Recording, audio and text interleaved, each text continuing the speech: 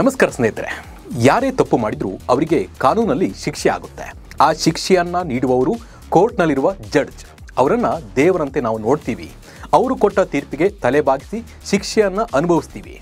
ನಮ್ಮ ದೇಶದಲ್ಲಿ ಸೆಷನ್ ಕೋರ್ಟ್ನಲ್ಲಿ ನ್ಯಾಯ ಸಿಕ್ಕಿಲ್ಲ ಅಂದರೆ ಹೈಕೋರ್ಟ್ಗೆ ಹೋಗ್ತೀವಿ. ಹೈಕೋರ್ಟ್ನಲ್ಲಿ ನ್ಯಾಯ ಸಿಕ್ಕಿಲ್ಲ ಅಂದರೆ ಸುಪ್ರೀಂಗೆ ಹೋಗ್ತೀವಿ. ಸುಪ್ರೀಂ ಕೋರ್ಟ್ ಕೊಟ್ಟ ತೀರ್ಪು ಫೈನಲ್. ಆಮೇಲೆ ಏನು ಮಾಡಿದರೂ ಶಿಕ್ಷೆ ಕಮ್ಮಿ ಆಗಲ್ಲ. ತಪ್ಪು ಮಾಡಿದವರಿಗೆ ಶಿಕ್ಷೆ ನೀಡುತ್ತಾ ಸರಿ ತಪ್ಪು ನೋಡಿ ತೀರ್ಪು ನೀಡೋ ಸುಪ್ರೀಂ ಮುಖ್ಯ ನ್ಯಾಯಮೂರ್ತಿಗಳಿಗೆ ಇವತ್ತು ಅವಮಾನ ಆಗಿದೆ. ಅವರ ಮೇಲೆ ಶೂನಿಂದ ದಾಳಿಗೆ ಯತ್ನಿಸಲಾಗಿದೆ. ಹಾಗಿದ್ರೆ ಸುಪ್ರೀಂ ಅಂಗಳದಲ್ಲಿ ಆಗಿದ್ದೇನು? ಲಾಯರ್ ಜಡ್ಜ್ ಮೇಲೆ ಶೂ ಎಸೆದಿದ್ದು ಯಾಕೆ? ಸನಾತನ ಧರ್ಮಕ್ಕೆ ಅಪಮಾನ ಮಾಡಿದ್ದು ಯಾರು ಅನ್ನೋ ಕಂಪ್ಲೀಟ್ ಮಾಹಿತಿನ ನಿಮಗೆ ನೀಡ್ತಾ ಹೋಗ್ತೀನಿ. ನಾನು ನಿಮ್ಮ ಶಿವರಾಜ್ ಬಾಣಂಕಿ. ನೀವು ಸುದ್ದಿಯಾನದ ಸಬ್ಸ್ಕ್ರೈಬರ್ ಆಗೋದನ್ನು ಮರಿಬೇಡಿ. ಸುಪ್ರೀಂ ಅಂಗಳದಲ್ಲಿ ಇವತ್ತು ಇಡೀ ದೇಶವೇ ನಡುಗಿ ಹೋಗುವ, ದೇಶದ ಜನ ಅಸಹ್ಯ ಪಡೋ ಘಟನೆ ಒಂದು ನಡೆದಿದೆ. ಇದು ಪ್ರತಿಯೊಬ್ಬ ಭಾರತೀಯನೂ ಕೂಡ ತಲೆ ತಗ್ಗಿಸುವ ಘಟನೆ ಅಂದರೆ ತಪ್ಪಿಲ್ಲ. ಆಗಿದ್ದೇನು ಅಂದರೆ, ಇವತ್ತು CJI BR ಗವಾಯಿ ನೇತೃತ್ವದ ನ್ಯಾಯಪೀಠವು ಕೇಸ್ಗಳ ವಿಚಾರಣೆಯನ್ನು ನಡೆಸ್ತಾ ಇತ್ತು. ಕೋರ್ಟ್ ಹಾಲ್ ಕೂಡ ಪರವಿರೋಧದ ಚರ್ಚೆಯನ್ನು ಕೇಳ್ತಾ ಇತ್ತು. ಈ ಟೈಮ್ಗೆ ಅಲ್ಲಿಗೆ ಬಂದ ವಕೀಲ ಕಿಶೋರ್ ರಾಕೇಶ್ ಶೂ ಕಳಿಸಿ ನ್ಯಾಯಮೂರ್ತಿಗಳತ್ತ ಎಸೆಯೋಕೆ ಯತ್ನ ಮಾಡಿದ್ದಾನೆ. ಆದರೆ ಶೂ CJI ಮೇಲೆ ಬಿದ್ದಿಲ್ಲ.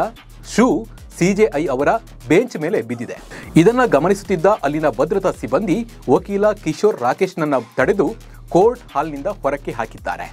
ಈ ಟೈಮ್ನಲ್ಲಿ ಆ ವಕೀಲ ಸನಾತನಕ ಅಪಮಾನ್ ನಹಿ ಸಾಹೆಂಗೆ ಅಂತ ಹಿಂದಿಯಲ್ಲಿ ಕೂಗಿದ್ದಾನೆ. ಅಂದರೆ ಸನಾತನ ಧರ್ಮದ ಅವಮಾನವನ್ನು ಸಹಿಸೋದಿಲ್ಲ ಅನ್ನೋದನ್ನು ಅವನು ಕೂಗಿ ಹೇಳಿದ್ದಾನೆ.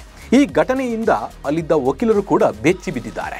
ಆದರೆ CJI ಗವಾಯಿ ಮಾತ್ರ ಯಾವುದಕ್ಕೂ ತಲೆ ಕೆಡಿಸಿಕೊಂಡಿಲ್ಲ ಅನ್ನೋದೇ ಇಂಟ್ರೆಸ್ಟಿಂಗ್ ವಿಷಯ. ವಕೀಲ ರಾಕೇಶ್ ಚಪ್ಪಲಿ ಎಸೆದರೂ CJI ಗವಾಯಿ ಚೂರೇ ಚೂರು ಶೇಕ್ ಆಗಿಲ್ಲ. ಆಮೇಲೆ ಅಲ್ಲಿದ್ದ ವಕೀಲರ ಜೊತೆ ಮಾತನಾಡಿದ ಅವರು, ಇಂಥ ವಿಚಾರಗಳಿಂದ ನಿಮ್ಮ ಗಮನ ಬೇರೆಡೆ ಹೋಗದಂತೆ ನೋಡಿಕೊಳ್ಳಿ. ನಾವು ವಿಚಲಿತರಾಗಿಲ್ಲ. ಇಂಥದ್ರಿಂದ ನನ್ನ ಮೇಲೆ ಯಾವುದೇ ಎಫೆಕ್ಟ್ ಆಗಲ್ಲ ಅಂತೇಳಿ ಗಟ್ಟಿ ಧ್ವನಿಯಲ್ಲಿ ಹೇಳುತ್ತಾ ನ್ಯಾಯಾಲಯದ ಕಲಾಪವನ್ನು ಮುಂದುವರಿಸಿದರು. CJI ಮೇಲೆ ಶೂ ಎಸೆಯೋ ಕೋಪ ಏನು?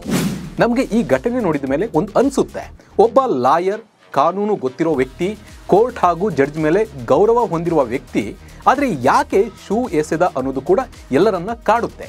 ಇದಕ್ಕೆ ಕಾರಣ ಮಧ್ಯಪ್ರದೇಶದಲ್ಲಿರುವ ಖಜುರಾಹೋ ಹಿಂದೂ ದೇವಾಲಯವಂತೆ.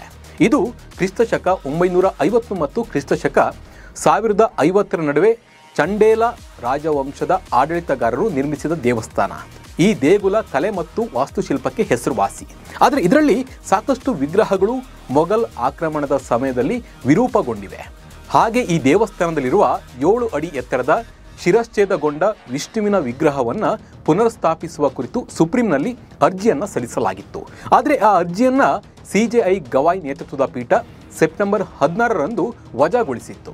ಅಷ್ಟೇ ಆಗಿಲ್ಲ, ಈ ಪ್ರಕರಣದಲ್ಲಿ CJI BR ಗವಾಯಿ ಅವರು ನೀಡಿದ್ದ ಒಂದು ಹೇಳಿಕೆ ಇವತ್ತಿನ ಒಂದು ಘಟನೆಗೆ ಕಾರಣ ಎನ್ನಲಾಗ್ತಾ ಇದೆ.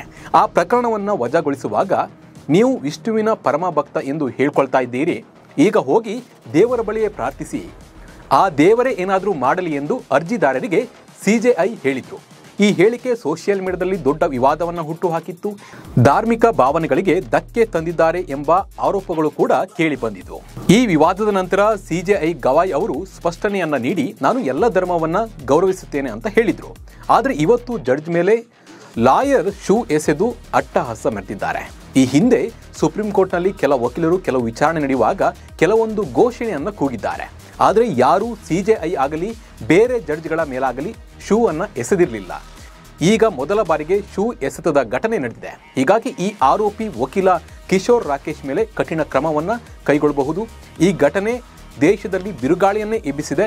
ಹಾಗೆ ಈ ಬಗ್ಗೆ ಪರ ವಿರೋಧದ ಚರ್ಚೆ ಕೂಡ ನಡೀತಾ ಇದೆ. ಈ ಘಟನೆ ಬಗ್ಗೆ ನಿಮ್ಗೆ ಏನು ಅನಿಸುತ್ತೆ ಅನ್ನೋದನ್ನು ನಮಗೆ ಕಮೆಂಟ್ ಮೂಲಕ ತಿಳಿಸಿ. ನಮಸ್ಕಾರ.